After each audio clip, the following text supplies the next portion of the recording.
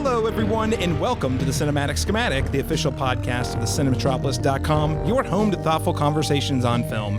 I'm your host, Caleb Masters, and today we are here to exercise the mediocre filmmaking. We're going to be talking about the most unexpected Exorcist movie of the year. Came from a pair of indie film directors. I'm so excited to review Talk to Me and JK, that's the movie I wish we were talking about today. Today, we are talking about The Exorcist Believer. We're going to start with an icebreaker question before jumping into a spoiler-free review discussion of the film, where we'll provide a verdict along with some other recommendations, and then we'll conclude the conversation with an in-depth spoiler discussion. Joining me today, first podcast in 2 months, I think. A lot of life things happening, people getting married and all sorts of shenanigans. Rejoining me today, though, after over 2 months away from the microphone, my co-host and the award-winning Oklahoma filmmaker, LaRon Chapman. LaRon, welcome back to the show. It's great to see you, sir. It's great to be back. Thanks for having me. Well, you know, I wanted to prepare a very special occasion. You know, after our Halloween Ends review last year, I thought this is the one to bring us back. Oh, man. Yeah. You don't love me. Speaking of Halloween Ends, I'm very excited to be rejoined by our one of our guest reviewers from that film. He's a contributor at Lit Reactor, also the Cinematropolis, Christopher Shultz. Chris, welcome back to the show. Thank you for having me. And rejoining us, frequent Scream reviewer. And I was like, wait, I was already introed. He's joined us for both of our Scream reviews and many other films. Also, horror aficionado Brock Lay, as I like to call him, the Brockness monster of art directors out there. Brock, welcome back, sir. Hey, thanks for having me, and looking forward to Scream 7. I'll definitely be back. Hey, you sent me a rumor the other day that it might take place at Christmas, and I sent you the best tagline possible for it. So if it takes place during Christmas, it's Scream 7, A Wonderful Knife. Yeah, Nice. I could get it. I could get down on that. I even tweeted that, and nobody went back on it. Nobody even liked it. I'm sorry. So, Brock, I forgot I told you. I have effectively removed Twitter from my normal day-to-day. Now, I do tweet things out occasionally, but I stopped scrolling. Like, I'll log on to tweet, hey, we did this episode or this random opinion about something that doesn't really matter that much. Yeah. But I haven't been scrolling. So therefore, I haven't been seeing your tweets. Also, I'm not going to get into it, but I feel like the algorithm favors a lot of people I don't care about their opinions as much, and I see stuff I don't want to see. That's what I told friends. myself why no one liked it. Yeah, that's it. That's it. Yeah, he killed. Blame the algorithm, absolutely. Elon Musk was the exorcism demon the whole time. And last, but certainly not least, from the Good Trash Genre Cast and co-founder of Good Trash Media, Dustin Sells, one of my oldest podcasting friends, like, if not the, I guess Daniel still holds that unique reputation, but Dustin Sells, welcome to the show. Thrilled to be here. Thank you.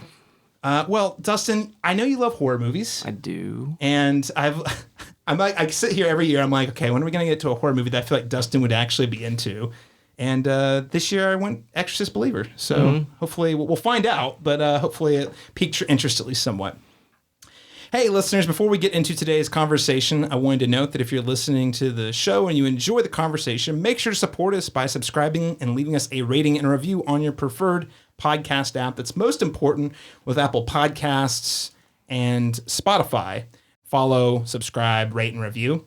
Also, you can find us on our social media platforms for the Cinematropolis, the website, thecinematropolis.com, or while we're technically on Twitter, we're actually more active kind of on Threads. I'm still not sure about Threads, but we're threading things out there. And, of course, on Facebook at facebook.com/thecinematropolis. LaRon, have you gotten on Threads yet, my friend? I haven't gotten on Threads yet. Maybe I should. I haven't heard enough of a splash from it, so I think once I know enough people are on it, then The first 6 hours. I'll acquiesce. The first 6 hours were incredible. Yes. And then since then, nobody's threaded since. You're totally right. It was an incredible experience. It's like, and it came. Zuckerberg was very smart at the very exact. It was the 2 days after Elon Musk they had to throttle the tweets you could view. It was like the next business day. They're like, and here's Threads, and everyone went ham on the platform. It's like, gosh, Twitter's back, and then nothing happened. Yeah, and no one does it now. Well, to break the ice today, we've been on a long hiatus. Our last review was the Teenage Mutant Ninja Turtles, also featuring Arthur Gordon from the Good Trash Genre Cast, and we quite liked that movie. And by the way, this is the world we live in now. It's already on Paramount Plus. Listen to that review for our in-depth thoughts, but check it out. But since then, there's been a number of movies released. We have, things like another franchise like Saw X. We've got indies like Fair Play, The Wonderful Story of Henry Sugar. That's right, we got 4, not 1, not 2, but 4 Wes Anderson short films on Netflix. Dumb Money. So many movies to talk about that we missed. So, as our icebreaker this week, I want to go around the table and ask you, what is one movie that you caught since we last recorded in August? Why would you recommend it? Or maybe you want to warn us from watching it because it's so bad. And LaRon Chapman, my co-host, I'll start with you. In the spirit of October and spooky season, I will go with Saw X, just because we're living in a world where I did not think that I was going to prefer that over certain other horror movies to release this year.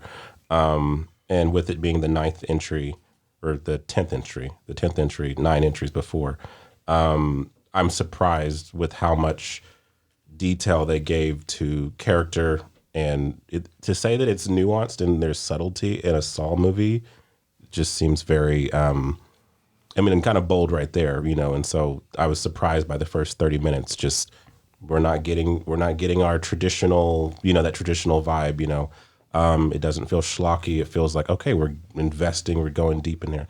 That said, I still think it's not my favorite entry in the series, but I do think it's the most well-made one in the series. So highly recommend that one if you're a fan of the franchise, and even if you were before and weren't, and this might bring you back in.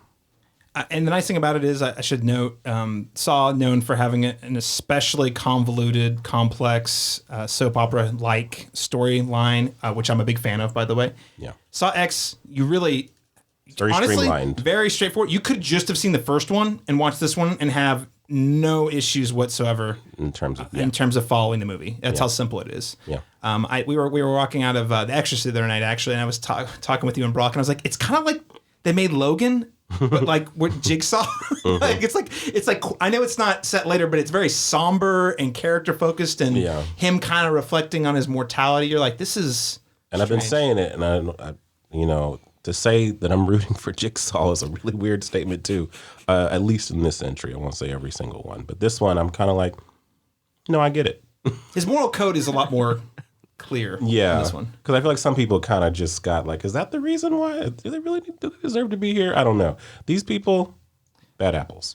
So. That said, I can't help but laugh anytime he says murders, they're terrible, killers, it's awful crimes. It's really funny. Brock Lay, what is one thing you've been watching? One recent one I watched was No One Will Save You.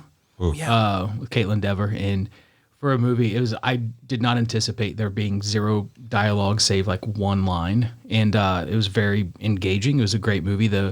It jumps right into it, like right into the aliens, shows them there's no waiting and building it up. It just goes right into it, and it was a great movie. Had a really kind of a cool ending. Whenever you realize like the entire movie kind of that she's kind of been shunned from the town, so the ending was pretty cool. Yeah, that's a really neat one that I felt like came out of nowhere. When it popped on Hulu, and all of a sudden the whole internet was talking about it. LaRon and I were talking about this. Would you say, LaRon, the perfect movie for a streamer? It didn't. Yeah, that's like we discussed how some movies feel like, oh, that could have been a theatrical release. It should have been.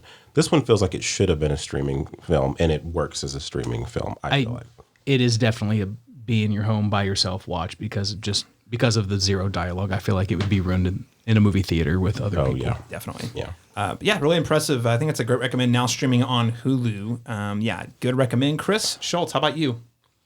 Do you want the most recent new release or just something I've watched? Something you've watched in the last month that you care to talk about. You felt strongly about it, one way or the other.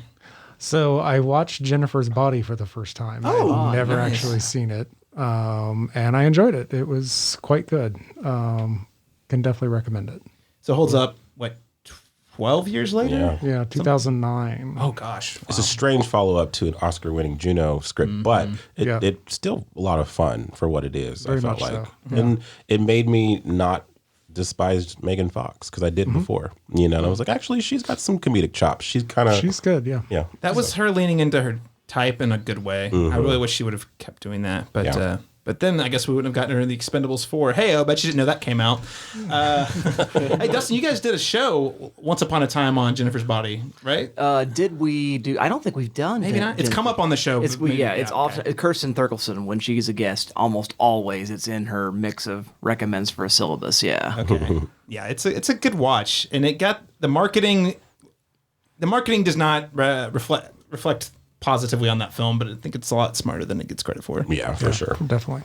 Set her up for Ninja Turtles. Oh yeah, then I Great April one. Oh yeah, that was great. a joke. Oh man. Can we just? I think we've gone to the next iteration of the Turtles. I think we can all collectively just pretend those didn't exist now. No. We go, yeah. We remember the ones from the '80s and the '90s, and then we skip the 2010s, and here we are in 2020. I'll even take TMNT, Oh yeah, the animated one. the animated one. I love that movie. Yeah, it's a good time. Great voice talent, all of it. Dustin Sells, how about you? What is something you've watched recently? Well, I guess I have to be really, really on brand. So I've got a Danish by way of Dutch movie, a horror movie, Speak No Evil. I saw recently on Shudder. Yes, on my watch list for this year. dude, I'm telling you what, it is the best kind of that Low Countries kind of horror where there's not, the boiling bunnies on the kind of stuff and the gore factor. It doesn't. There's a harrowing last 10 minutes of the movie, and otherwise you are just continuing to ratchet up dread for the rest of the movie. And it's really, really well done, well paced. And what if you went on vacation with new friends and you don't really know them, and it turns out you probably should have found out more about them before you went on vacation with friends. It's a great. It's not a great time. It's a very awful time. I was going to say it's a bleak, It's a bleak, but very, very effective. effective film. Yeah. I like that. I'll mark that down as a good time. I mean, not the vacation part, just the. There was a meme recently, and it had that, and I can't remember the other four. I think it was like Midsommar, Hereditary. It was like the feel awful genre. If you want to feel like shit after these movies, here are the 4 movies to watch. Not that they're not good, but that definitely It's one of those, fits yeah. that bill. And that's on Shudder. It's on Shudder. Excellent. Listeners, check it out. It is on my watch list this year. I missed it. I think it came out last year, and I heard, in fact, Dalton from the Good Trash Genre Cast had recommended it to me. And He's the one who made me watch it. Yeah. So that ties in really well with talk about a feel-bad movie with great use of tension. I'm going to say Fair Play, a movie now streaming on Netflix. This is a film from first-time feature-length film director Chloe Dumont.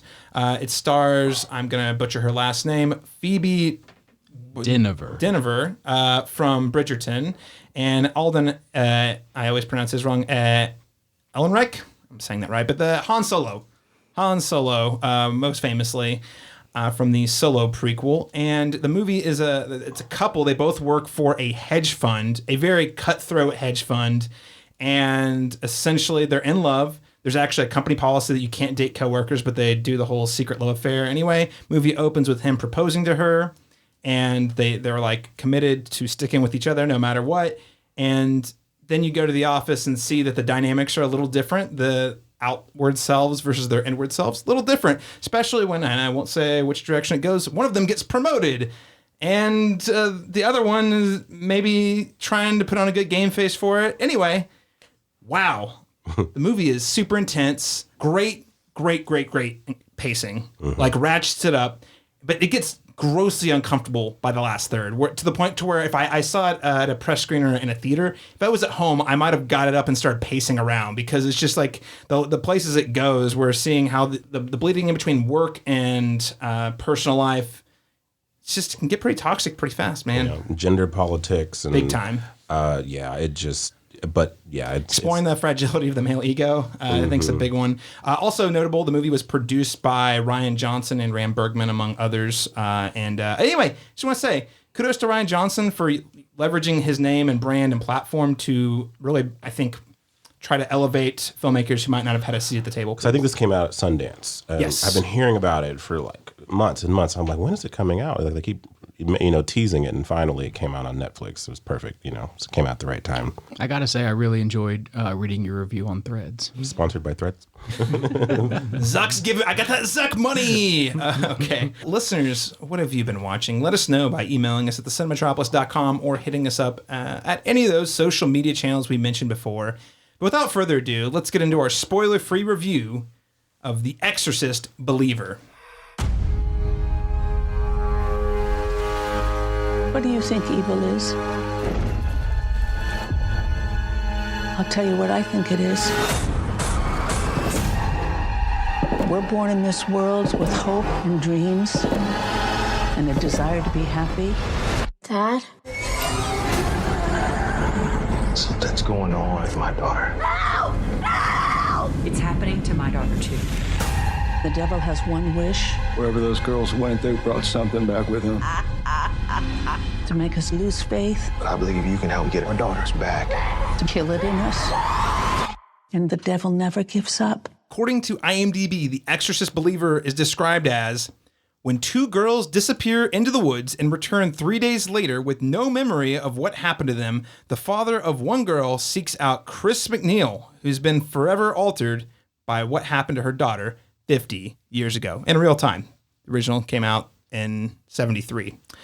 This is the 6th installment of the Exorcist franchise. The most recent entry was Dominion, prequel to The Exorcist. This gets a little dicey, though. I actually learned something. That's the Skarsgård one, right? Yes. It's okay, but here's what's interesting. The Dominion was directed by Paul Schrader. So apparently they had filmed an entire version of The Exorcist beginning that the studio lost total faith in, directed by Paul Schrader, and then handed it off to a different director who did reshoots. Rennie Harlan, by the way. Oh, yeah. Oh, wow. No, just I wanted to interject that the different director is in fact Rennie Harlan. Yeah, he did the comic book Freddy, didn't he? Yeah, the comic book Freddy. Yeah, he's responsible for that. The Long Good Night. What? Long Kiss Goodnight. Long Kiss Goodnight. Yeah. Okay, I do like that one. Which is not a bad movie. That one's now. solid. Rennie Harlan's not the worst person in the world, but to make an Exorcist film, I think. Yeah, sure. Well, and not only that, He's no to Paul take Schrader. Yeah, exactly. And also to be like, hey, can you just take Paul Schrader's movie and like rework it and then release that? And then it was called The Exorcist Beginning. So it says technically, officially by release, this is the 6th entry, but I would say really The Exorcist Beginning and Dominion prequel to The Exorcist, despite having different directors, is pretty much the same movie because Skarsgård is in both of them. It's the same cast and everything. They're very they're almost the same movie, but they're so different in tone. So different. And the beginning is I actually enjoyed Dominion, but the beginning not as much. It was the original Zack Snyder's Justice League. Yep. This film features the return of Ellen Burstyn in her first appearance since the 1973 original. Although she's referenced in, I believe, if you guys can fact check me if I'm wrong about this, I'm pretty sure she's referenced in at least 3 of them. Universal and Peacock paid an estimated $400 million for the rights to an Exorcist trilogy with partners Blumhouse and Morgan Creek. So not for just this first one, but for the rights to make a trilogy of movies, they paid $400 million. I think that was risky no matter who took this. Oh, on, yeah. But You have a lot of faith. And listen, we're all believers in The Exorcist, the original. But I mean, for any horror franchise, a successful horror movie that makes like $150 million, that's a really overwhelming success for a horror film. That said, an opening weekend, this film grossed $27.1 million domestically, so that's in the U.S. on its opening weekend, and then globally it came out to $45.1 million, falling short of expectations, but still recouping the $30 million budget, though I doubt it also recouped the marketing cost for the film. Lastly, and here's where I'm really curious to see how it does in weekends 2 and 3. The movie was originally scheduled for the perfect release date, Friday the 13th, before it was moved up a week to Friday, October 6th, due to the release of Taylor Swift's The Eras Tour movie, a concert film that I'm convinced might be as big as Barbie at this point. I think you're right. it's already $100 million before it's come out in terms of just pre-sales. That's insane for a concert movie. For a tour that just happened. It That's just still- ended. It's like, Laurent, maybe we should do an episode on that. It's maybe at the end of the year we just dive into it because there's an interesting story there. She also circumvented all of the studio, the distributors, so she's making all that money herself. that's insane. It's insane. Yeah, her marketing costs were an Instagram post. Yeah, I absolutely. I haven't seen a single trailer for it, but I've seen it all over social media. I respect it. I'm just like, wow. I mean, she probably, during the concert, she's probably like, hey, be sure to check us out in theaters. And everybody just retweeted it, redid whatever they did. Well, I remember the first time I heard about it was people were like, I got my tickets booked. And I was like, wait, in the theater? And it was because of people who don't go to the theaters very often. Yeah. What is it, largest pre-sale since Endgame or second to Endgame, I think? Yeah. I would say it It's might wild. beat him. If it's at 100 mil, it's going to be close to surpassing it. It's game. insane. Yeah. All right, gentlemen. I thought it might be good to start the review just before we get into this movie specifically, going around the table talking about the Exorcist franchise just as a whole. What is our relationship with the film? And Dustin, since I want to say this is the first time, if not ever, since the pandemic started, at least, that you've been on the show. I've never been on the show. See, because I'm a bad friend. That's why. That is exactly. That is I was terrible here to friend. chastise you. Yes. Please do. I deserve it. But maybe you could tell us, what is your relationship with the Exorcist franchise? Well, as far as the sequels go, I've only seen Exorcist 3 and I've seen Dominion. And I saw Dominion a long time ago. And so pretty close to original release time when I caught it. So it's been quite a minute on that. I've probably seen the original Exorcist film 10 times, something like that. So I know it's a movie I know really well and I really adore for a lot of reasons. So my experience is definitely much more with the original entry and the discourse surrounding all of that. And then we had a host pick at one point, and someone made us watch Exorcist 3, and I'm glad of it. It was fun, Brad Dourif's in it, and I'm like, okay, I'm there for that. Yeah. And so It's the one that seems to, like, I discovered with the release of this one, it's the one that people tend to like the most of the sequels. I had a good time with it. And I remember, I was, again, in my 20s, but I liked Dominion when I saw it, but I couldn't really give you any thoughtful things. I thought there were good ideas going on in it, but it's been far too long since I've thought about it. Maybe we should revisit that as if we were doing Patreon content of some sort, which we're not. But if we were, it could be a good bonus episode. Okay, so Dustin, big fan of the original, casual viewer of a couple of the other sequels. Correct. Brock Lay, how about you? I'm kind of in the same boat. I've watched the first one numerous times.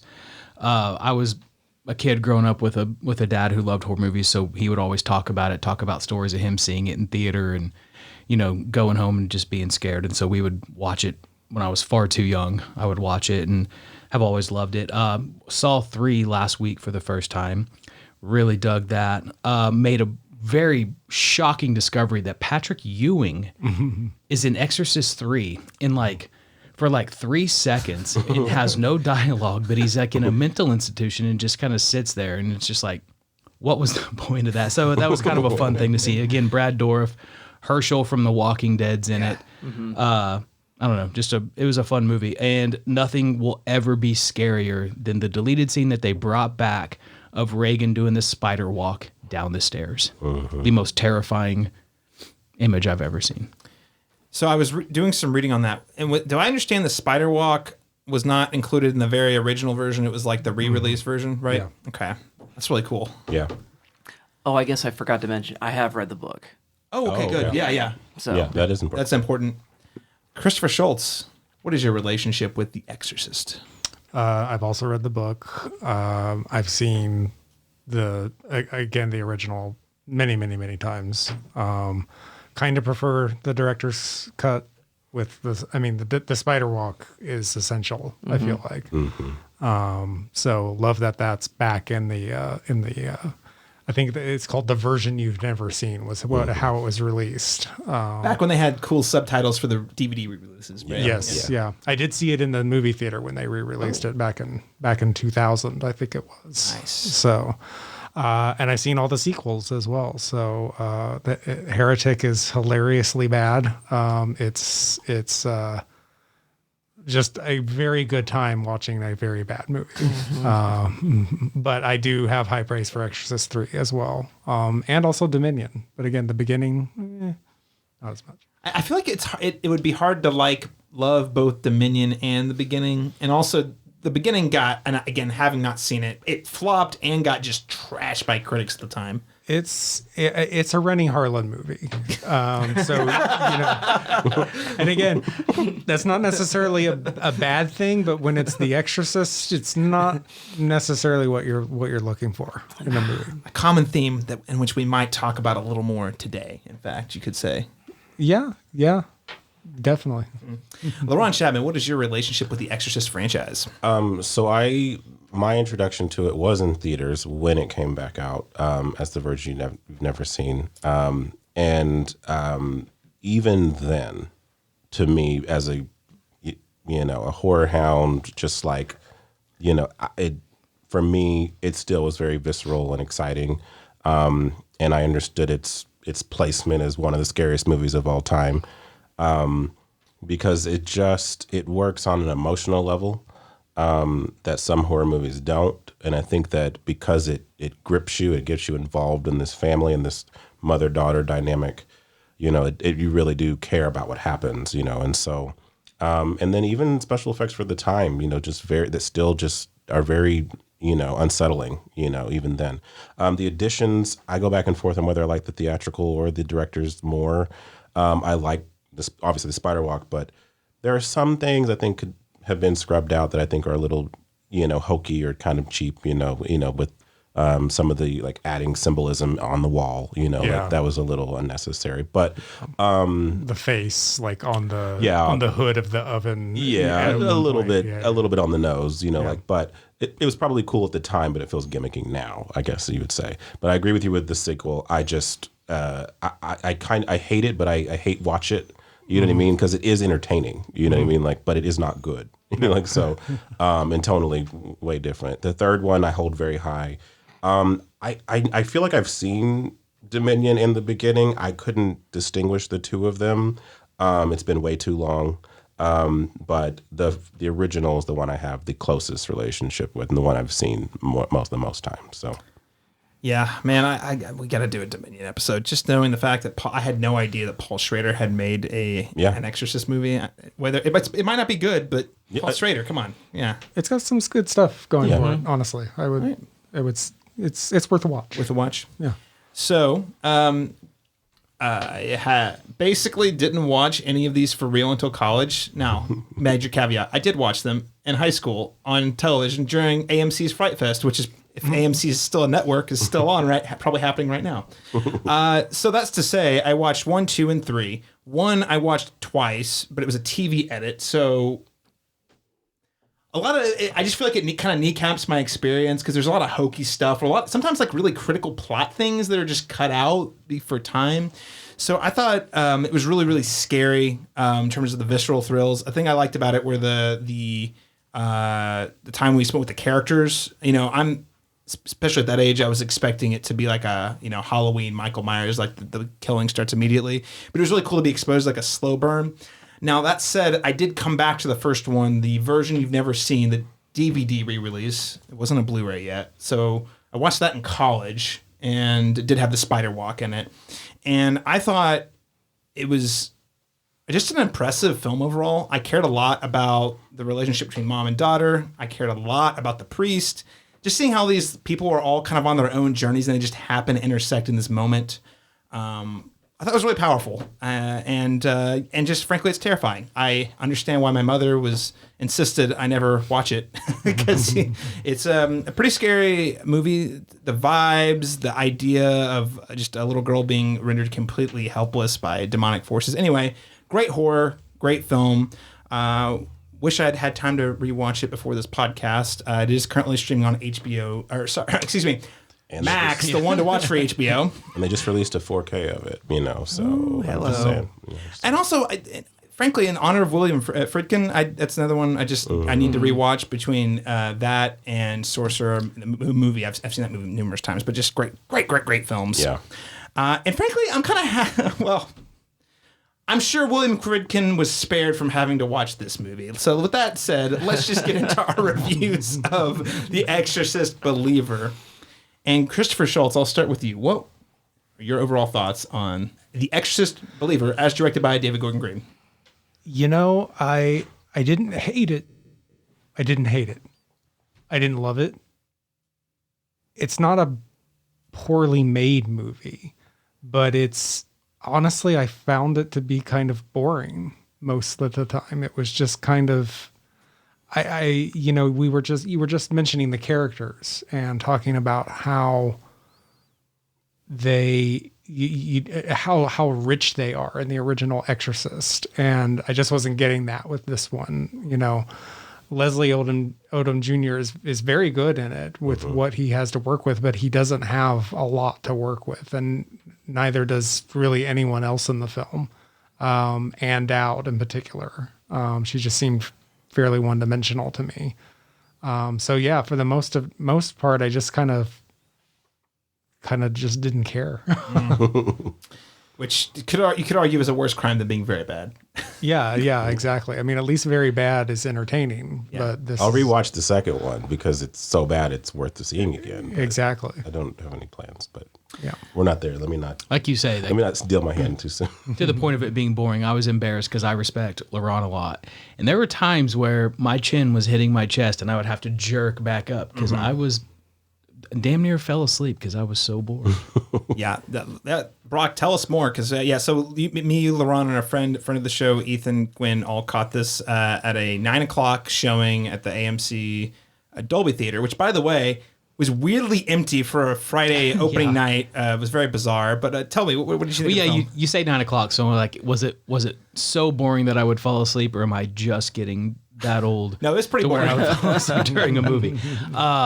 Like Chris said, like Leslie Odom Jr., he did fantastic. I thought. I mean, with what he was given, he was the only person who like seemed to actually carry the film if he possibly could. I disliked everything else. Like there was a lot of plot holes, but just things that like would happen. You're like, wait, like these girls are best friends, but the parents have no clue who each other are. So that was just kind of weird. But like the number one gripe that I had, and it started with the trailer, was casting Jennifer Nettles in a role that is a horror film, and not because she's a bad actress, but because of what she's done prior. Country music star, the mom in Righteous Gemstones. So she's that's too like big. She's Too too loud big, of a and character. so she was so funny in Righteous Gemstones that she's already pigeonholed into comedy. So like seeing her, I just can't take anything she does seriously. Which I'm super down for casting against type. It's unfortunate because it's also directed by David Gordon Green. Yeah. So that's what makes it kind of hard. You're like, well, you're against type, but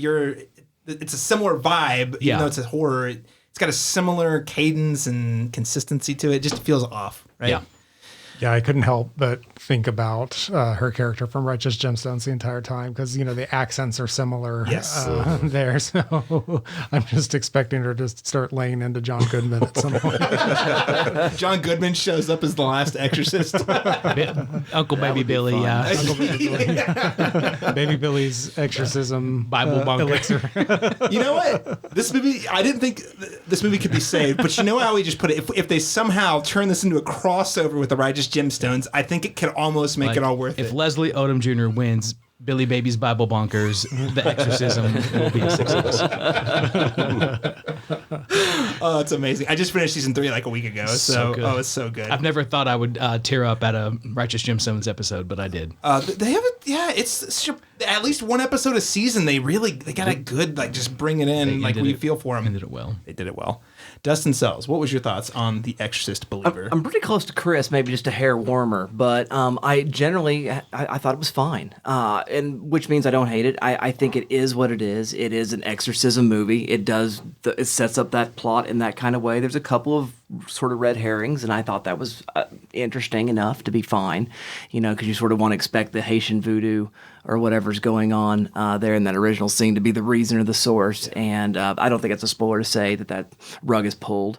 And so I like that there. I think Leslie Odom Jr. is great. I don't have the Righteous Gemstones viewing in my back of my mind, so I didn't have that other association. But I didn't care for that family, and we're supposed to dislike them, but I didn't care for them because I did feel like they were a little bit too flat, a little too easy of that particular kind of Southern, Baptist little family, and that they felt it felt like it was drawing them very thinly, and in a way I don't appreciate. I'm not going to come to the defense of any specific group, but it just felt like it took what people knew about Southern Baptist and just like minimized it as flat as possible. Yeah, I feel like there's a longer cut of this movie that's probably a little better, and that's kind of where I came out. I was like, this is not a bad time. I mean, I didn't get bored, but I did catch it at 7:00, and so at my age, I do get milk and cookies time kind of starts hitting around 9, so that is definitely a thing, and I may have been sleepy if I'd caught it later, but no, it was fine. The callbacks and the little references, there's a couple little moments that you're like, oh yeah, this is sort of borrowing from some of the iconography from the earlier films, and little fan service there that's not, I didn't think it was overbearing, and just kind of like a nod of acknowledgement. And so I had an okay time watching it, and so I think it's a very serviceable version of a sequel to that franchise. I wouldn't probably watch it again, but I thought I had a good time. You weren't offended by how bad it was or anything. It just was, No. it was very fine. Yeah, this is very, very, very okay. All right. Very okay. LeBron Chapman, what did you think of The Exorcist Believer? I think I'm right where Chris is. I feel like with this, I went in with low expectations because I was one of the people who was very disappointed in the way that the Halloween trilogy that he did kind of ended up. I feel like with this, though, I agree. I don't think it's poorly made. You know, I mean, it's playing the beats. It's just that it's doing nothing else. It just feels flat, bland, uninspired, generic. These are the terms that come to me, you know, as I'm watching it, and I'm like, it just decided that there was nothing innovative or new to do with this story. And that just doesn't seem like a compelling way, you know, reason to bring this another trilogy here. If you can't milk anything out of the first one, what are we going to do with the next two? I don't know. I agree. Leslie Odom Jr. was great. He kept me in it because I did care. You know, he did bring some gravitas there, so I was invested in him. You know, throughout the story. But frankly, I found everything. You know, honestly, once the exorcism stuff, once the demonic stuff starts happening, that's actually when it became less interesting to me. Yeah. I actually thought the build-up, the mystery of the girls being gone and the, you know, all that worked really well for me. And then as soon as the girls come back, then it was like, okay, I know every single thing that's going to happen and there's going to be no surprises, you know, and that does become numbing after a while. So I wasn't bored so much as I was just like very underwhelmed by it. And so it's very smack down, bottom of the barrel average as it can get for me. And in some ways that's worse because then there's less to analyze about it. So yeah. We'll get to it in spoilers. There was precisely one idea that I thought this movie had, and I don't think it executed it particularly well. We'll save it for spoilers, but you know, if you're going to listen, this is the world we live in. It's all IP. We've talked about it on this podcast a lot. Everything's IP. It's all about franchises and, you know, fill in the blank. It's got to be something people recognize. So yeah, I get it. You got to make, you know, you can sell and auction the Exorcist franchise for $400 million. Yeah, sure. I mean, no, but yeah, sure. I get it. You're a filmmaker who is told I have to get 3 Exorcist movies on the docket and made in this time. And you're saying, I like to work with these guys. I like making big budget horror movies. Yeah, sure. You don't say no. And that is exactly the sentiment I felt watching this movie, is that I don't feel like anyone really cared. They were just like, can we get this Exorcist movie out to justify the price tag for this movie? And the thing about Halloween 2018, a movie I think most of us who have seen it liked it enough, is it was very simple. It was bare bones, back to basics, but they were able to get really creative with the kills and have that angle on, I wouldn't say it was necessarily the most original angle, but it was an angle on the impacts of trauma, a different one than what had already been explored with H2O. I don't think anything here is new. In fact, I mean, I haven't watched The Exorcist 2 or 3 recently, but just reading little blurbs about them online and prep for the podcast today, I was like, they had ideas, like things they were exploring. Yeah, 3 went far, so like far away from it. So that was what was cool about it. I just this is just it's in my mind it is an example of just studios insisting films get made so they can justify owning it in hopes of making a big hit, right? And you know, it was a great movie that came out this year. I made a joke about it. Talk to Me, best possession movie I've seen this year, if not in the most recent years. Yeah. And, you know, that's why I would look for these types of stories. If you're going to bring The Exorcist back, you better have a good hook, and a strong idea about that. Why are we bringing this back, and what's the angle? And for me, I think we're all in agreement. There just wasn't one really for this movie. Does that mean it's poorly made? I don't think it's poorly made. I think it's highly predictable. And I will say, because of how predictable it is, and there was actually a point in our audience where something that was clearly supposed to be kind of like dreary or ominous got a laugh. A laugh out loud. A laugh out loud from like the whole theater. Yeah. And that's not a good thing, you know? So I just think this is probably, it's very mediocre. And because of that, I feel like it's a worse offender than at least Exorcist 2. Bad, but there's something going on there. Maybe The Exorcist 2 will give us the Heretic vibe, you know, like who knows? David Gordon Green did this with the Halloween franchise where you're just like, what? Where are we going? What is this? Is not at all what we signed up for. It's the same reason. And at least those 3 movies, even the 2 bad, I say they're bad, they're not good. Even those 2 at least had ideas. You know what I mean? Like you said, they were at least massaging new ideas out that were maybe not fully realized or fleshed out or executed right. But, you know, they were more watchable. This one, I just feel like I could have, it was on autopilot the entire time. The pulse was not rising, you know, so.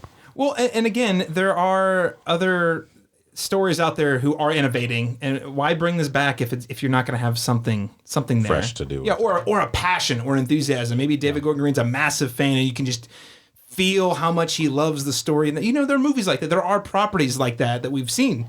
And Scream. this is just not, exactly. This is not one of those. What did you guys think about how they handled the legacy elements? Brock, I'll start with you. I just kind of feel like they were thrown in. They had already written the script, and they were like, okay, how can we push in other things? Because all the legacy elements do not lift the movie. If they were taken out, they wouldn't change the movie. None of them not make sense, but don't make much sense. There's no reason for them. So I think it was just trying to add them in to like make it seem like, hey, we know this franchise, we know the story. This is going to give you that hook to draw you in, and it kind of left me empty. Yeah. Again, bringing an actress who hasn't been with a movie in over 50 years, it just seems like a big deal, right? You're like, oh man, you must have a real strong reason for bringing her back into the fold. Yeah, selling tickets. Chris, what do you think? Pretty similar to Brock, honestly. I don't feel like Chris McNeil had enough to do in the plot to really justify her being there. I think that I read that Ellen Burstyn, really just couldn't turn down the money at that point and gave it all to her charity. Old Ellen. Oh, Ellen. Well, that's what I'm saying. When you're at that point, it's like, someone shows up with that much money. Do you say no? You say yes, but also it's like create like. Yeah. Maybe they had a better arc, and she's like, but I only want to work for like 3 days, and they were like, shit, we gotta. How do we get her out of here? Streamline this. Streamline this. No, there's definitely a feeling that she didn't want to be there, or was just fine enough to be there to, you know, get a bunch of money for her charity. And other than that, I mean, I felt like some of the callbacks were a little distracting, I guess, sometimes. Like there was a point where I was like, well, is this the same demon? Is that what we're It wasn't clear. It was not clear, was it? Yeah. That could have been the hook. That was like, hey, cool. Same one, you brought it back. And then that's relatable. And not that I want to get too in the weeds, but it's like there's one. Is there one demon and 2 girls? Is it 2 demons and 2 girls? Is one of them the same? Like there. And not that I want us to get super in the weeds about all this stuff, but like it was very confusing. Yeah. Yeah. So like, if it's not the same demon, how does it know all the lines from the original Exorcist? Yeah. They have conferences. They get together at a hotel. And, a convention center. Every Halloween, it's just like, what'd you do this weekend? Possessed 2 girls. I do believe in hell they have Zoom meetings. That's for sure. So, Dustin, what did you think about the usage of legacy elements here? I thought they were fine. I didn't think they were too heavy-handed. I was like, oh, we got dogs fighting. Okay, that's fun.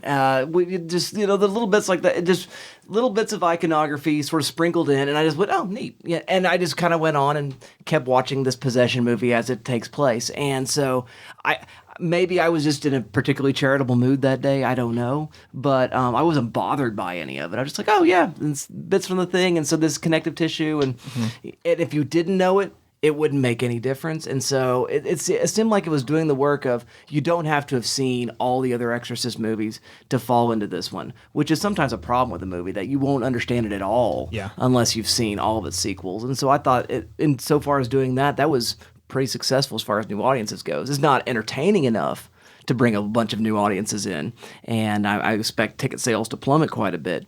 But as far as the effort of making it penetrable or not, so opaque because of its referentiality, I thought it was fine. The Exorcist is certainly about to be exorcised by Taylor Swift. There's no doubt in my mind about that. Laurent Chabin? I stand by what I said about this being kind of right down the middle for me, and that there really, to me, was nothing particularly offensive about it. But as days have passed, I have become like increasingly more angry about how underutilized Ellen Burstyn was in this. And I say that only because you have this Oscar-winning actress who has still been working. She just hasn't been in this franchise. She was just in a movie a couple years ago, Pieces of a Woman. She's very close to getting an Oscar nomination for that. So this is a woman who still has the ability to be involved. And I don't know how involved she wanted to be in this project. And as you mentioned, if she had kind of like, a caveat or what have you, then maybe they had to work around that. But you do feel that in this because you can feel I got a rush of nostalgia and a feeling of like, for the first time in the whole movie, when she came into the fold, because I was like, okay, now what are they going to do with her? Because this is when it's going to get interesting, I thought. And then I know we're not in spoilers yet, so I won't. I'll just say they Halloween tuned her for this. Yeah, quite literally. They quite literally did okay, that. so and I'm like, that for me, and a small part of it just is kind of unforgivable, because I'm like, you bring this person back just to make her sit down. It just feels like a waste. You know what I mean? Because there really was an interesting story to weave out of here, I feel like, with bringing back again maybe the same demon.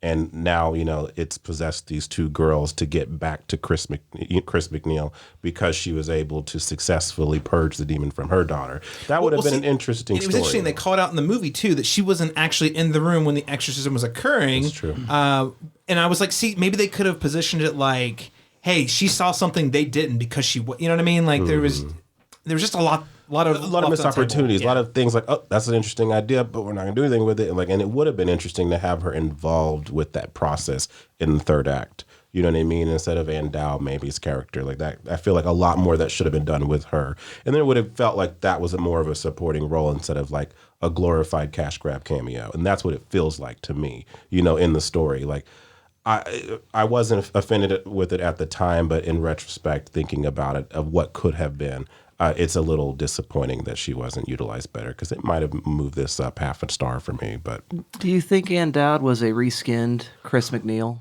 Possibly. And I think Andell's great, but that's why she came off so one-dimensional, like you mentioned. Because she's a great actress too. Mm-hmm. It's like, and I think, what little she's given to do, she does the best she can, but her characters, like you said, it's not quite fleshed out enough. And I think it's because we probably took one shade of, like you said, Ellen Burstyn's character, just gave it all to the neighbor, and so in that way, another two just kind of feels derivative in that way. But yeah. Yeah. And Dowd also had enough there to be like, ooh, there's something there. But we're not really going to dig into that. I won't reiterate too much. I think we're all generally in the same space. Just seems like a missed opportunity. And it, again, going back to what I said earlier, it doesn't feel like anyone who was working on this movie, other than maybe Leslie Odom Jr., actually cared about what he was doing. What's going on, what he's doing. Yeah. Like, he's great. He's amazing. He is easily the best part of the movie. But everyone else, the director, like, nothing's bad. It all just feels kind of phoned in. Yeah. Okay, well, let's go ahead and give this a letter grade, and then we'll move on to our alternate media recommendations before we jump into our spoiler section. What letter grade would you give The Exorcist Believer? Dustin Sells, I'll start with you. I think it's a very average C, just right. It's a C movie, and so if I was giving it letter grades, it would definitely be. It's not failing. It's not below average. It's just a good middle of the road. I wasn't mad. I watched it. I guess. Listening to the rest of the table around us, some of us are a little mad that we watched it, but I wasn't mad that I watched it, and I would assume generally an audience wouldn't be offended and want their money back, and so it's a good C for me. All right, letter C, starting off strong. Maybe we'll see. Brockley, what letter down grade from would you here? give this film? I was gonna go D-, but those Dolby Theater chairs were so comfy that I'm gonna bump it up to a D+. That's right, D+ for Dolby. Best AV in arguably chairs in Oklahoma City. All right, Laurent Chabin. It's not terrible. It's just bland, and so C-. That's where I'm at. Just scrape the bottom of average. That's what I feel like with it. All right, Chris Shultz. Yeah, I'd go C- as well. I'm just going to be the downer. I'm going to go D minus. I actually have F written down, but Leslie Odom Jr., he really does show up. And to be fair, I'm probably being overly harsh. It is an adequately made movie. It just feels like it lacks a soul or a purpose. Mm-hmm. And for me, especially in a world where there are amazing films like Talk to Me that have a significantly smaller budget that are able to run circles around this movie creatively, I would say, and when this movie having so much money and so much talent behind it, this is the best film they can make. It's pretty disappointing to a degree that I want to knock it down a little bit. Just don't make it. If your heart's not in the game, guys, don't play. It's okay. No one's going to harm you. And then hopefully someone shows up with a good idea next time. Okay, alternate media recommendations. Brock Lay, I'll start with you. What would you recommend to our listeners in terms of films, television shows, novels, music? Well, instead of going with a film about possession, I was going to go with one about the devil, and it's I Trapped the Devil. Fantastic slow burn film that just really just digs into you and you really keeps you captivated the entire time. It's available for rent on Apple TV. It's about a man and wife who visit his estranged brother on Christmas. So it has a really cool kind of Christmas feel with like really dark with just like Christmas lights up in the house. And when they get there, he says he has a man trapped in the basement and that he's the devil. So the rest of the film, you're trying to find out if this brother is crazy or if there's really a man in the basement who's the devil. And it's really, really entertaining. Really good movie. Oh, that's such a great... See, that's a plot hook right there. I'm in. It's when you have less money, you're more creative because there's no pressure. You have to be, right? Yeah. So it's one of those films. It's low budget, but it's so well made and it's a great film. I Trapped the Devil. I'm going to bookmark that and get to that. That sounds like a good time. And it looks like it's like less than an hour and a half long. That's great. Yeah. Short and sweet. Yeah. Fantastic. LeBron Chapman. I am going to say Talk to Me because that's my favorite horror movie so far this year. And, I don't want to overpraise it, but I do think they just did quite a lot with a little. It's very effective. They found a way to give the possession subgenre a nice, fresh hook that's emotionally involving, and there are mere sequences or glimmers in this movie of just flashes of things of imagery that's very like menacing, and I still can't stop thinking about it. And those little glimmers gave me more of a spark than this entire movie. So I would say Talk to Me, and then also, obviously, if you haven't seen the original, watch that one. Yeah, and Talk to Me, by the way, is available to rent VOD for like $6 now. So it's not the premium $20, but if you're staying in for a night and want to do an indoor date night, $6, totally worth it. Dustin Sells, what would you recommend to the listeners? So I would recommend two triple bills. And first of all, going with the 70s sort of religious horror holy trinity, which is to watch the original Exorcist, Rosemary's Baby, and The Omen. Yes. And just sort of like get into that source material. And then I think there's a really, really kind of fruitful moment in the 90s also with religious thrillers as well. And check out Blessed Child, Stigmata, and End of Days, despite the Arnold Schwarzenegger. It's still kind of a good time. And so that would be the couple of weekends I would recommend. If you dig this, then obviously your desire for top-notch quality is not exactly there, so you could dig that too. It's almost as if Dustin designs syllabuses for people to study and have an experience. I was going to say that you got me with the Stigmata, Bless the Child, and what was it last? End of Days. End of Days, because I've seen all of those and I can see the connection there. And I think I liked all of those to varying degrees when they came out. So, yeah. Dustin has taken me to school many times. So, listeners, if you like recommendations like that, Good Trash Genre Cast will take you to school too, in a good way. It's always fun. Good to know. Christopher Shultz, what would you recommend? I've only seen a few episodes of this, so I can't speak personally to the entirety of it. But I would recommend checking out the Exorcist TV series that came out. Oh man, I forgot about that. Yeah, like 2015 or something like that. With Gina Davis, right? Gina Davis, correct. Yeah, 2 seasons. Yeah, two seasons. It was cut pretty short, but it's got a cult following, and the episodes that I did see of it were quite good. So check that out. Give that some love. Okay. I'm gonna have to dig that up on the streaming service and put it in the show notes because people have. I remember when it was on, people were talking very highly of it. I think it's on Hulu. Oh, okay, perfect. I love me some Gina Davis anyway, so Yeah, I'm kind of happy there. Anything, yeah. Rennie Harlan connection. There we go. Bringing it back. Bringing it back. I am good. Well, yes, talk to me. I've already shouted it out. I'm gonna say. Here's the thing, David Gordon Green.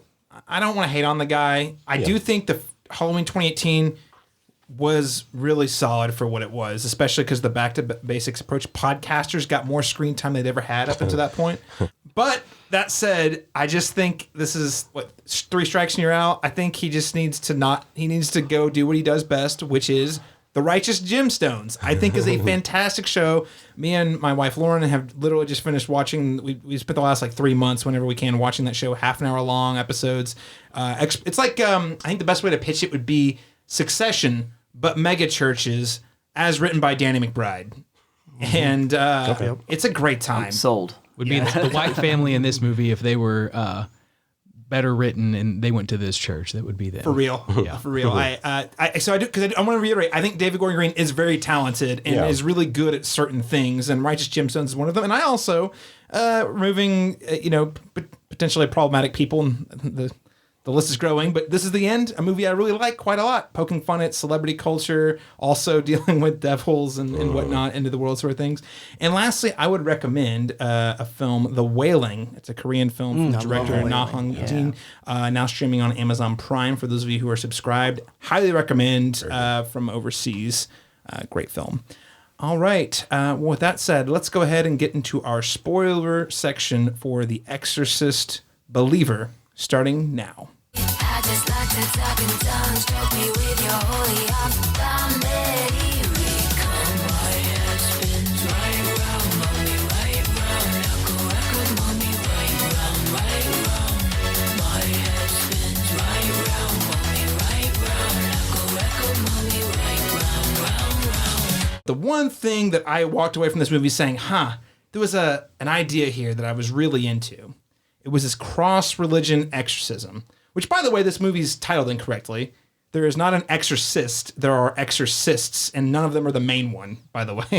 Right. Which I also thought was kind of weird. But so I like the idea, and this is something you even see a little bit in Halloween Kills, the idea in a totally different light, but the idea of a community coming together to vanquish evil.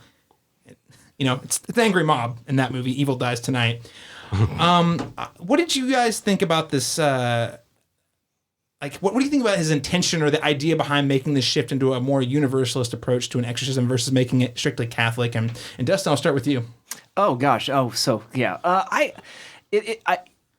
think the thing that the original Exorcist film always did well, and the interesting question that it does, is to suggest that ancient traditions have something to say in contemporary life.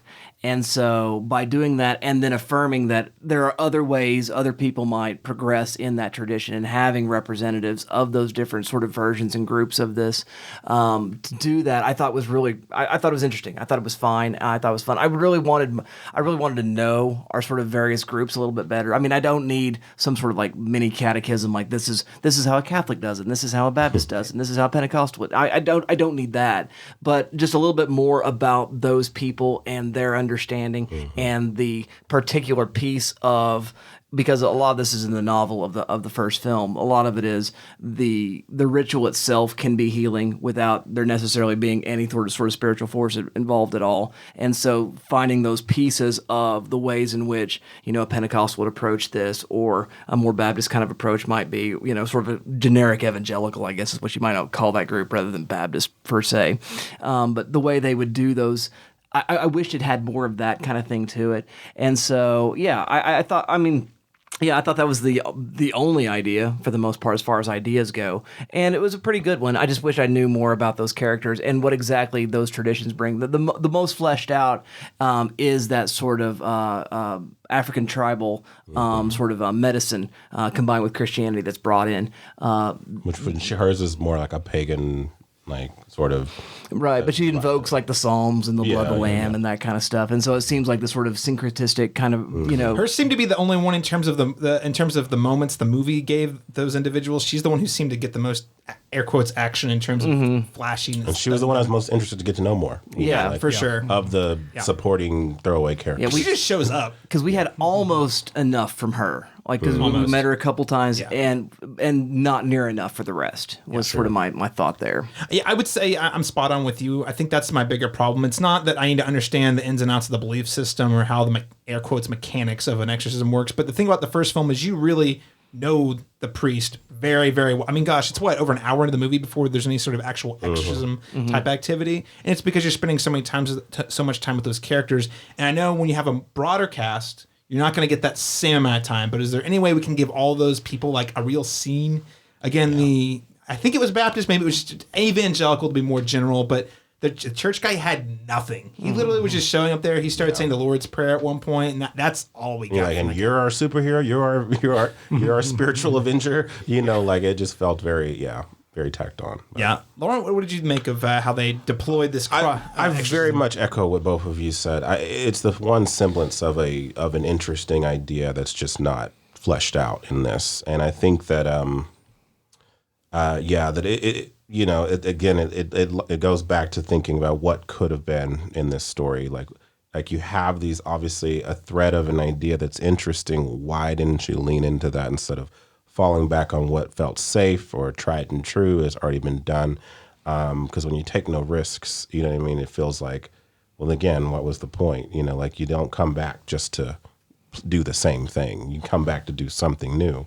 And what's new here just kind of looms over the movie. It doesn't really get massaged in, and I felt like that's a missed opportunity. But yeah, I did at least like the reference that Catholicism or Christianity in general wasn't the all being force that could vanquish this demonic force. That there was a more of a progressive, inclusive idea that maybe all these other things, maybe it takes 14 different types of faiths to come together to do this.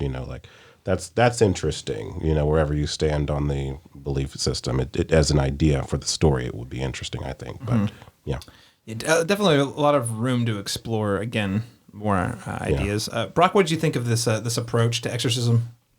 Yeah, bringing in all the kind of the different religions was, I guess, kind of the new thread they tried to present to make it different.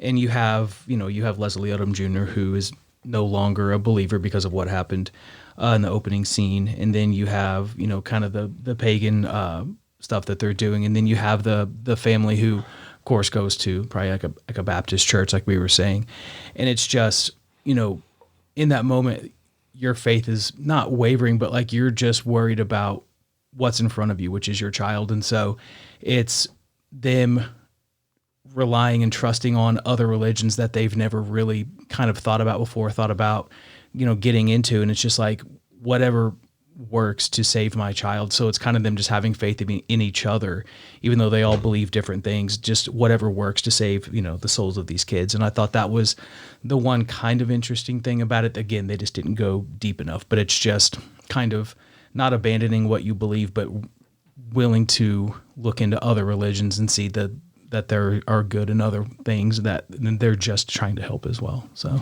yeah, you brought up a good point that something we haven't really talked about yet, which is the title Believer, and that's an allusion to Leslie Odom Jr.'s character. I just have to say, he's supposed to be the main character, I think. Yeah. Yeah. Man, that arc's just not there. And that could have been a really good vehicle for just to get him there, as he's like learning about himself as he's encountering these different perspectives. And then it brings it together in a climactic moment where he's like, I do believe in something.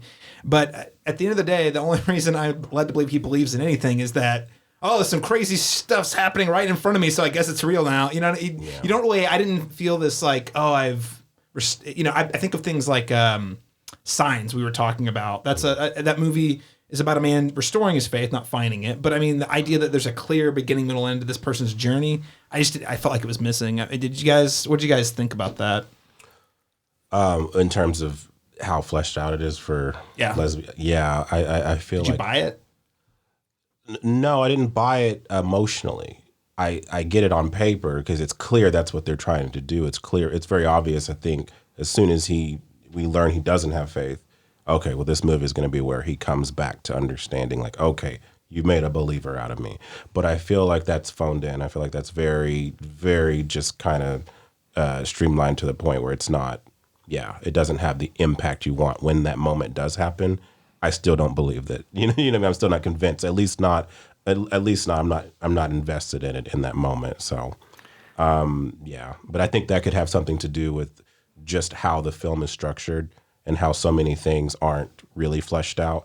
I think that could have landed, if this was a better film, but yeah. Yeah, there are the threads of kind of a faith arc for him because because we're in spoiler territory. The way in which the exorcism ends was with this awful Sophie's Choice kind of moment there at the end, and he's given a Sophie's Choice earlier on, and the idea that he has to pick that, and he's sort of blaming God. And I think about this old George Whitefield quote, which says, "Your God sounds a lot like my devil." If God put me in the position to make that choice, that sounds more like the other team, right? And sort of like him being, coming to a point of realizing that this is not that event was not this, and this event's not this, and don't play their game. It could have been, but it's like the threads were there, but they just didn't quite pick them up. The way you described it's great, and that is technically in the text, but the movie doesn't put enough attention on it at all for it to have where he has a moment where that's where. It didn't really feel like to me he had any agency, honestly, in the situation. The story is it's set up for him to think that, but the character doesn't have agency over it. Yeah. Right. So he's like on a roller coaster. He's like, well, this is crazy. And doesn't it feel like, to all of you, I'm wondering, just open it up, like, does it feel like the other family is so underwritten to the point of it almost feels intentional, so that we don't. We're in spoilers now, right? Yeah. So when we ultimately get to what the choice is, you mentioned Sophie's Choice, it almost feels like that was telegraphed in such a way so that we wouldn't care. I mean, or I don't know if it's just bad writing, or if it was just, or if one half of this demonic coin, was more fleshed out. Because I definitely saw the dynamic with Leslie Odom Jr. and his daughter, that we get scenes with them before she ever becomes possessed. And I feel like the other girl was introduced very haphazardly. Like, she's just kind of like, oh, here's my friend. And then they don't even, like you mentioned earlier, like the families don't know each other. You know what I mean? But they're best friends, and they're both going out in the woods to do this ritual that we don't see much of. Well, we have clear ideas about why Leslie Odom Jr.'s daughter would want to commune with the spirits. It's not balanced, though, right? It doesn't feel like she's just kind of, I don't know. I'm willing to forgive the sudden friendship. Having parented teenagers, all of a sudden they have a new best friend this week. That's like a thing they do. And so I'm like, I'm okay with forgiving that part of it, but I think you're right that I was uninvested at all in her survival. She just also ran. By the way, there's this other person who happens to be possessed, and I did feel like that was an error. Well, and it also makes, not only does it kind of rob that the story and the character beats and the choice, but it's almost comedic. It's like, well, obviously the dad, one of the parents, is gonna like cave to the demonic. It just felt so predictable. Imagine if we cared about both girls, then this scene would actually have impact. And the parents, at least a little bit. You're like, this is a tough choice. You understand why the emotion behind. I know I'm sacrificing this other little girl, but you know what I mean? Because I think the whole hook for this movie, outside of it just being an Exorcist movie, was that there's two possessions in this one, but they don't really do anything with the idea of there being two girls. It might as well have been one. You know what I mean? At this point, I mean, because you almost could have written out the whole girl and the other family and just made it about him, and it still would have felt like the same movie to me. I don't think there was enough emotional stakes on the other side of this coin to really care or be invested with it. It's just kind of there for the effect of seeing two ghoulish looking girls. Yeah, but I don't know. Well, Chris, I need to bring it back to you because we didn't really talk about cross-religion in exorcism with you. What was your take on this? And you can on any of the things we've talked about, actually. There's a line in the trailer that is not in the movie, which is, I think it's Chris McNeil that says it. It's just there's every religion has its own version of the exorcism, and you're going to need them all. And so in terms of this cross-religion, knockdown, drag out, it just didn't pay off at all. And so it's telling that line isn't in the final product because there really isn't. The trailer sets you up to think that there's going to be this just like, again, this knockdown, drag out of just like, grueling exorcism that takes hours and hours and hours. And, you know, that's something in the original that you get too, that how exhausted they are doing this. And you just never feel that. So again, it's a great idea. I think it's something that when I saw the trailer, I was the most excited about, of like, oh, okay, this we're gonna back it away and we're gonna broaden the scope a little bit to have this, you know, interdisciplinary exorcism.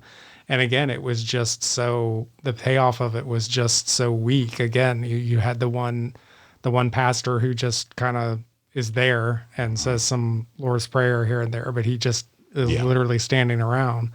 The woman, the Haitian woman, I guess, I'm not quite sure what religion she was, but again, she had the most to do with it. But at the end of the day, it wasn't enough. It wasn't exciting. It wasn't, you didn't feel that tension in the room. And to get to the whole Sophie's Choice thing, I mean, again, just like everyone said, it's like this other little girl is just sort of there. You may as well just have had one and figure out a way to do some kind of Sophie's Choice in that moment with one girl rather than two. Because having two just didn't make a lot of sense. Yeah. Again, a lot of conceptually just sounds appealing, the two girls, but it didn't pay off so much. I mean, do you guys, I just want to toss it out there. Do you guys think there are any other approaches to exorcism or possession that you've seen recently? I mean, we had a movie called The Pope's Exorcist. I don't know if you heard about this. Now on Netflix with Russell Crowe. It wasn't good, but it was more entertaining. I got memes of Russell Crowe on a moped. That's all that matters. Okay. Priest on a moped. I mean, is there anything else you guys would recommend, or maybe other movies that tackle this idea similarly that you'd like to share? I'm just going to open it up. Well, we've kind of referenced Talk to Me several times, but I mean, without spoiling it for people who haven't seen it, in general, I just like the idea that they took possession and they kind of likened it to the euphoric high you get when doing recreational drugs, things that a lot of people can use as a numbing agent to deal with grief and pain and trauma and things of that nature. And they found a really clever way to kind of attribute that to teen youth dealing with grief, and how every time they interact with this relic that you know creates this possession of lost souls, if you will, when those souls inhabit their bodies, when they come out of that space, they feel better about the situation they're in. So you can kind of see how, especially vulnerable youth dealing with that, having some kind of escape from what they're not ready to process yet, why they would keep returning to that, even though it sounds silly, like who would do that? But I feel like in the movie, at least, it makes sense. Teenagers, they do drugs for less serious reasons, but here there is a reason, and there's kind of an emotional hook there, and so I thought that was an interesting idea of you know, here it is, there's possession, but it's not your demon priest, like, you know, the same beat for beat sort of thing we've seen in possession movies over the last 30, 40 years, you know. It was the first time I was like, what can they even do with this anymore? You know what I mean? Which is why I was actually apprehensive about this film. But then Talk to Me came out before, and I was like, well, maybe there's something in the universe, a fresh idea. But this one reverts back to what happened before. So, but I enjoyed that. One thing I want to mention about the possessed girls, though, that I was missing from this, it's like, I don't feel like there was a standout moment once with either one of them in the possessed form that just stands out as the moment. You know what I mean? The way that we get in the original Exorcist, you know. Even like the demons were a little hornier. You know, I hate to put it.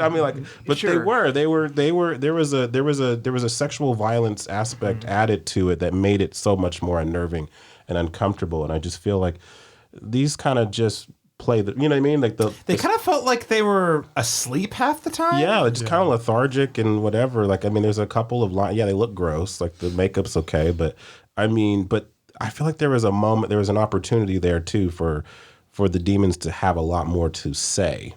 You know what I mean? Yeah. That just gets kind of squandered here for some reason. Because I really thought in 2023 that we're going to get some pretty racy things to be said. And the most offensive thing I saw was what we all mentioned in the maybe sort of looked like masturbation in the.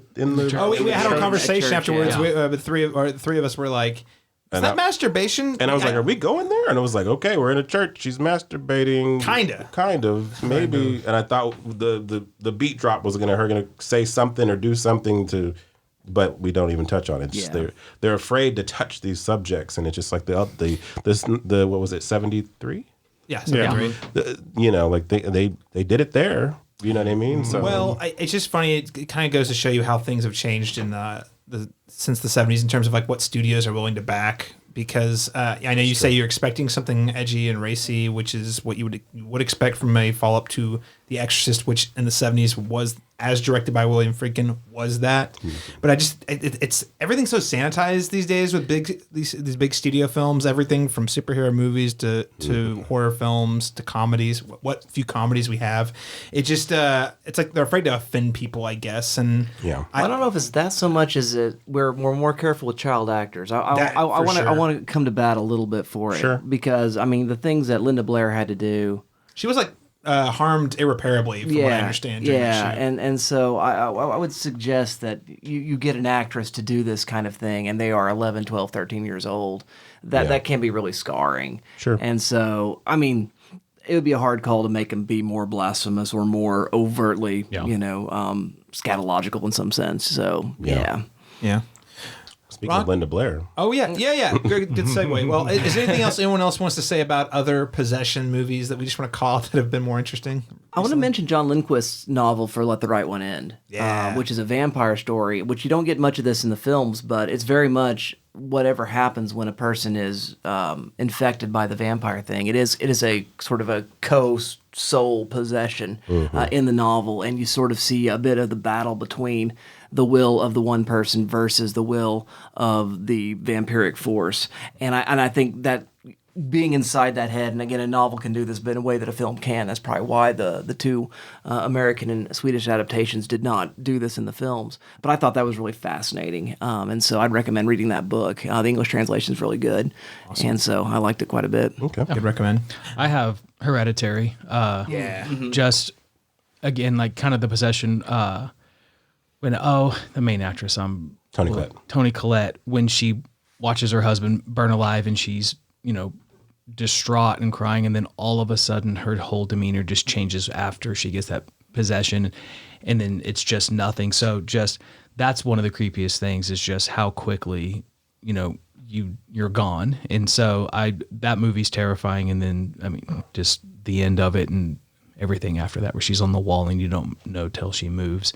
That was a very effective movie, very terrifying movie. Well, and to that point, that's my thinking too. Is you don't have to reinvent the wheel to do something different or strong, because I think that movie just does a really good job at you living in her head and seeing her slowly descend into this vulnerability of letting demonic forces in, like you see her whole journey to getting there, right? So that's the possession itself is not necessarily reinventing the wheel, but the way they present it on the screen is so effective. Just being a really good actor just sells it really good. Speaking of vampires, I actually meant to do this in my alt media recommendations, but I'll throw it out there. I just finished my first rewatch of Midnight Mass, which is also a vampire story. But the reason I'm going to call that out is I just think that thing's a masterpiece from start to finish. One of the best mini standalone series I've ever seen. One of, for me, the most in my 30s, one of the explorations of faith via vampires. One of the most powerful explorations of faith I've seen that I feel like is most palpably from where I'm at in my life today. But the thing I want to note about it is that it hones in on the priest character a lot. And again, obviously that's a TV show with, I think it was 7 episodes versus, a 2-hour movie. So you can't do it all the same. But I think the thing that was really important to me in the original Exorcist that's also very present in that show is that you really get a really clear understanding for what these people, what philosophies and ideologies are driving these individuals to enact, air quotes, God, and that just really was missing for me in this film. Not necessarily possession, but I do think relevant and more vampire stuff's Always great. more vampires. Okay, yes. Speaking of, Chris, anything you want to add? Yeah, I would say the novel A Head Full of Ghosts by Paul Tremblay. I don't want to say too much about it because it's a great book to just dive right in, but it does deal with possession and media, and it's just really fantastic. So yeah, check that one out. Yeah, okay. Piqued my interest. So yes, Ms. Blair. So is there it for 5 seconds? You blinked and missed her. I actually, when she shows up, when we cut back to the hospital, I was like, you see it coming, and you're like, no, they didn't bring her back, because I'm pretty sure, based on her experiences in the earlier films, I'd read her say that she had no interest in returning to any of these movies ever again. Right. So I was like, no way they got her back, and there she is. But then at the same time, you're like, she did absolutely nothing, because we were not invested in her mother's arc in this movie. We couldn't, right? Even like we couldn't even like force ourselves to be, even like with like what existed before in the original to now, like, because the movie just gives her nothing. It gives her no, you know what I mean? No placement in the story outside of the reference, the passing reference that she also had a daughter that was possessed, and so we can't be invested in that emotionally because she didn't get enough scenes to flesh that out, and so. It's unfortunate, but did any of you read an article that Linda Blair was not going to be in this? Yeah. I swear I read that. So I was really anticipating. I was like, oh, the reason they're referencing her in like, oh, she's away from,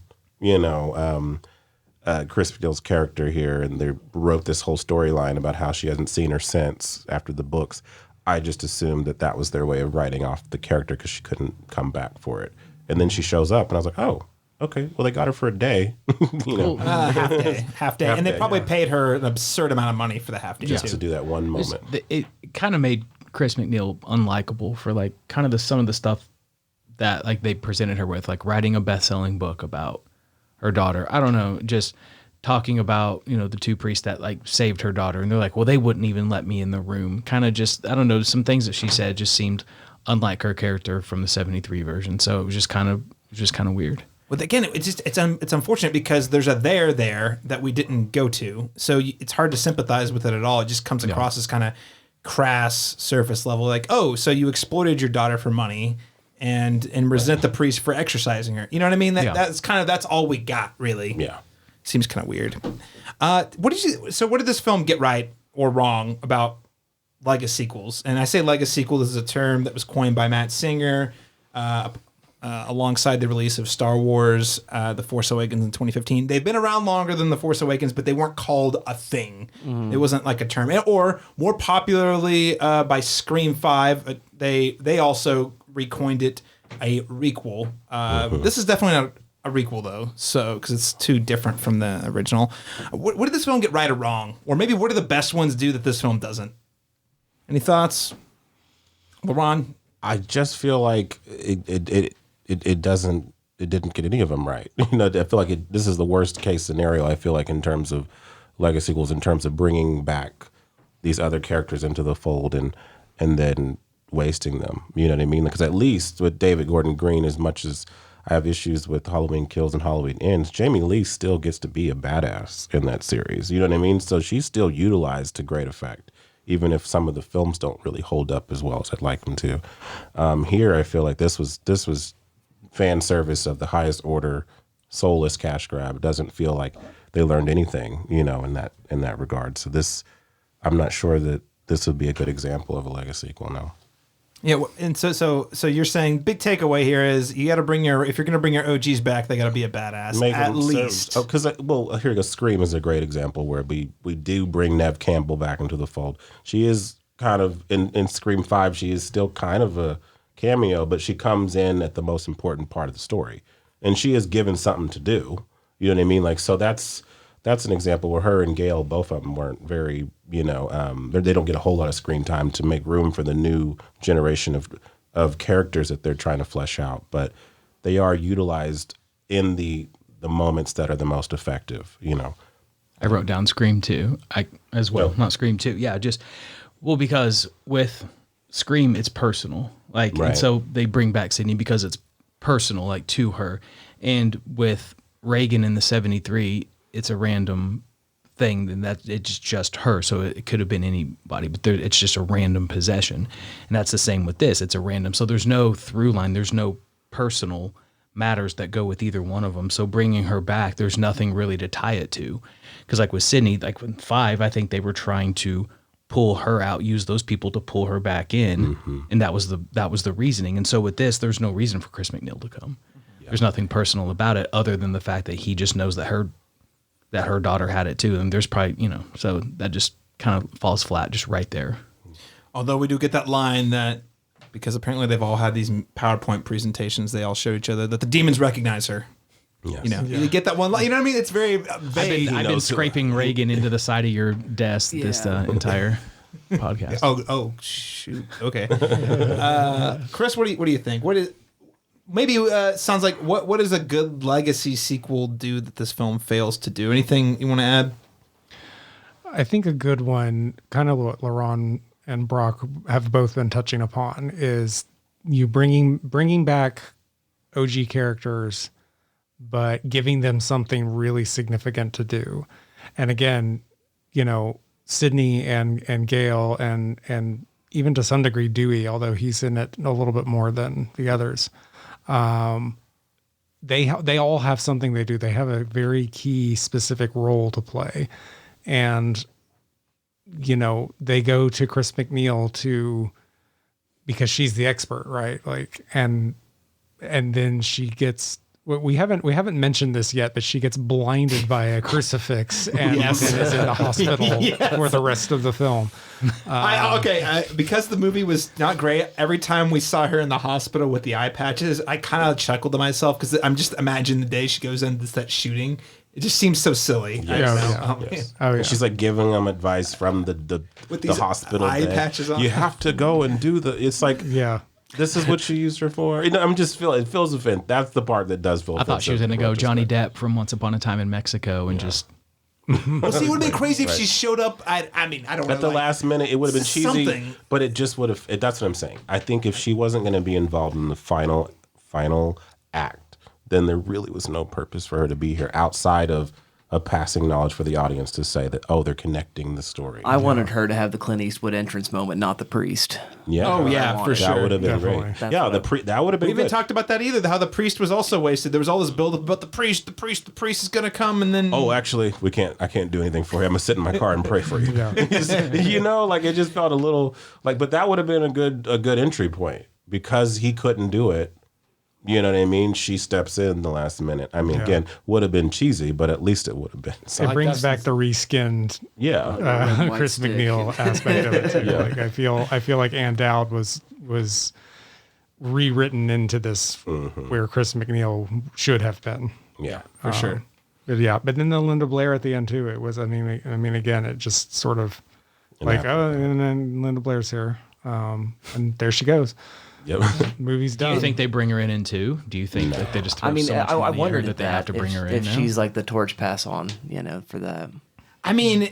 If we even get it to at this point, that's what's weird about it. Because I think we have to. At it's this already point. greenlit. We have too much money to recoup. It is greenlit. I did get a press release like over a month ago, which was also a red flag that I got a press release about it before this one came out. They are going to work. David Gordon Green originally was like they were confident he was going to direct, but in an interview this last weekend, he's like, we haven't really decided anything yet. But other than that, they're making one. But he was not necessarily locked in to do the sequel. They'll make it, but he might not be the director. Right. Which for him, frankly, I think is probably a blessing in disguise. Yeah. I think you're right, Dustin, Brock. I would love it if they bring her, if they're going to insist on a sequel, which they are. If she's going to at least give this appearance some purpose in the next movie. Yeah. Dustin, anything else about legacy sequels you want to add? I think a legacy sequel has to bring new blood in and the OGs and effectively pass the torch. And I think the best example of that are the Ryan Coogler, Michael B. Jordan Creed movies. 100%. I think that's the most effective sort of way in which you integrate the storyline, characters, and even repeat some of the beats, but show difference and distinction. And I think that's probably the best example of it. And those movies just got better. Yeah, they did. That was Time went on. incredibly That's good. great. Yeah. I mean, that's the Creed movie. We did a review for Creed 3 earlier this year, and it was like, wow, I never would have expected this would have been I had zero interest, but I was like Michael B. Jordan, and then one of the better trilogies we've gotten in the last 25 or Jonathan years. Majors before we learned other things. But so I enjoyed it. Yeah. Yeah, I think that's a good example. Yeah, nothing much more to add. I mean, I think, Dustin, you summed it up. There is a torch passing. There's lessons need to be imparted. You bring in the elder statesman who has this experience, and it's a similar experience, but not exactly the same. But there's a key lesson or idea, something they can pass along to your new crew that is the key to them unlocking the potential they need to accomplish their goals. And this just was totally missing all of that, 100% of it. And I think that's a bummer. And I would even say, I don't think that Star Wars trilogy, we're not going to talk about it too much. I don't think it paid off wholesale, but I will say the first two entries, I really felt like they were achieving that really well. Hey, your core oldies have these ideas they're imparting down to the next generation that factors heavily into their story, the new generation story in that movie. Yeah. Which, just totally failed here. Do you guys want another one? Let's be real. Do you guys want one? Anyone? Exorcist? Yeah. No. No, I don't think we need it. I mean, not from this version anyway. I wouldn't mind another Exorcist movie, but we need a new creative team entirely, Any other thoughts about The Exorcist? Didn't make a believer out of us. I'm sorry. I'm sorry. We are not believing here. We believe in as much as Leslie Jr. does at the end of this movie. We're sitting there like, I'm still questioning. It's like, but like Leslie Odom Jr., the studio system will continue to produce demons that we are just like, I guess we're here, we're around. You're right. All right. Well, listeners, thank you so much for tuning in. Once again, if you enjoyed this conversation, make sure to rate and review us on your preferred podcast app. I want to turn it over to our guests so they can share where you can follow them and all the cool things they're doing online, starting with you, Mr. Brock Lay. You can follow me on Instagram at BrocknessMonster, and I'm on Behance at Brockley Design. All right, LaRon Chapman. You can follow my reviews on Letterboxd at black_Senna_man. All right, and LaRon's been really upping his Letterboxd game, ladies and gentlemen. So it's try good. to keep up. You're doing good. Keep it up. Dustin Sells. So I don't play on the Twitters anymore, but I am on Mastodon. You guys were talking about Threads. I'm like, I did the Mastodon thing, and I'm having a good time. So if you want to follow me, and I do a lot of tournaments of movies against one another in polls there. But I'm Dustin Sells at c.im is where you can find me there. And also Good Trash Media stuff at goodtrashmedia.com. All right, Chris Shultz. You can find me on Instagram. I'm _Agastus_. That's AGHASTUS. And of course, you can find me, Instagram, I guess is, and it's not even like if you look at my timeline, it's not my movie opinions. But yeah, Instagram stories, I guess, is the best place. C Masters Talk, letter C Masters Talk. That's the same as my Letterboxd. Also the same name for Threads. I'm kind of on Threads a little more than Twitter, but just barely. Yeah, not really doing Twitter too much these days. And of course, you can find all the things we're doing over here at the Cinematropolis over at thecinematropolis.com. And ladies and gentlemen, we are ramping things up. We are just about to dive into the really Oscar Beatty season, which is very, very exciting. So in our next episode, we're going to be reviewing the highly anticipated Martin Scorsese Western epic, Killers of the Flower Moon. Don't ask why, but I already have plans to see it 3 times somehow, and it's a 3.5 hour long movie. So I'm trying to figure out That's how 10 hours. I know, in like a week, well, 2 weeks. I'm trying to figure out how to cut it down, but I hope you like it. It's going to be real awkward. Really hard the next 2 times. But yeah, this has been a long one coming. We've been talking about this movie on this podcast, passing reference since this podcast started. Scorsese started working on this in 2017. And in pre-production, pandemic delayed it a year. Yeah, excited to see how it turns out. His first film since The Irishman. So listeners, you won't want to miss it. Oh, lastly, gentlemen, all of you, thank you so much for joining us on the Cinematic Schematic today. Thanks for having me. Thank you. Thanks for having us. Listeners, we'll catch you next time.